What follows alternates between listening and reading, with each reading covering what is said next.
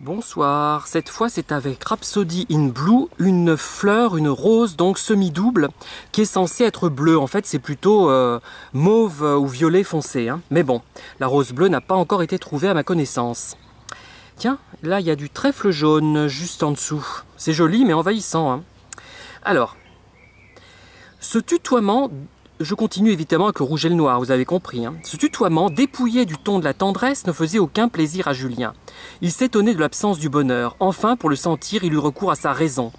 Il se voyait estimé par cette jeune fille si fière et qui n'accordait jamais de louanges sans restriction. Avec ce raisonnement, il parvint à un bonheur d'amour-propre. On est toujours dans le même schéma avec Julien Sorel, hein. Tout est guerrier, tout est calculé, rien n'est spontané ni naturel finalement. Et dès qu'il est spontané, c'est envers un homme finalement. Vous voyez ? Avec les femmes, il calcule et il fait la guerre. Voilà. Et les femmes sont un outil pour lui, pas plus. Et ça amène de l'eau à mon moulin tout ça, hein, par rapport à l'homosexualité des pervers. C'était le plus vif bonheur d'ambition et Julien était surtout ambitieux. Il parla de nouveau des gens par lui soupçonnés et des précautions qu'il avait inventées. En parlant, il songeait aux moyens de profiter de sa victoire. C'était à faire prendre l'amour en haine. Quelle leçon de morale pour une jeune imprudente. Vaut-il la peine de perdre son avenir pour un tel moment ? Il monta à cheval et chercha les endroits les plus solitaires d'une des forêts voisines de Paris. Il était bien plus étonné qu'heureux. Le bonheur, qui de temps à autre venait occuper son âme, était comme celui d'un jeune sous-lieutenant qui, à la suite de quelque action étonnante, vient d'être nommé colonel d'emblée par le général en chef.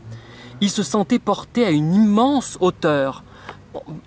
En fait, je continue à lire, mais tout va dans le même sens, hein. C'est encore le côté guerrier. Le lendemain, le surlendemain, même froideur de sa part. Elle ne le regardait pas, elle ne s'apercevait pas de son existence. Julien, dévoré par la plus vive inquiétude, était à milieu des sentiments de triomphe qu'il avait seul animé le premier jour. Voyez le pervers qu'on ne remarque pas, qu'on néglige et qui réagit très mal, mais qui ne le montre pas forcément d'ailleurs, hein. Tout va dans le sens qui nous arrange finalement, hein.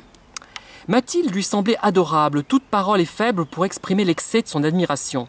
En se promenant à côté d'elle, il regardait à la dérobée ses mains, ses bras, son port de reine. Il était sur le point de tomber à ses pieds, anéanti d'amour et de malheur, et en criant « Pitié !» Toute pensée étrangère à Mademoiselle de la Mole lui était devenue odieuse. Il était incapable d'écrire les lettres les plus simples. Bon, ça peut être un amour réel, mais là on sait que Julien Sorel, il calcule, hein. Enfin, le vrai, pas celui que j'appelle comme ça quand je réponds à des messages, hein. Alors, je continue un petit peu avec toujours cette belle rose semi-double, Rhapsody in Blue. Il faut me punir de l'excès d'adoration que je sens pour lui, je l'aime trop. C'est Cima Rosas, voilà. Encore cet amour homosexué. Comment peut-on ne pas voir ça dans les romans de Stendhal ? Moi, ça me dépasse. Du moment qu'elle eut entendu cette cantilène sublime, tout ce qui existait au monde disparut pour Mathilde. On lui parlait, elle ne répondait pas. Sa mère la grondait, à peine pouvait-elle prendre sur elle de la regarder. Son extase arriva à un état d'exaltation et de passion comparable aux mouvements les plus violents que depuis quelques jours Julien avait éprouvé pour elle.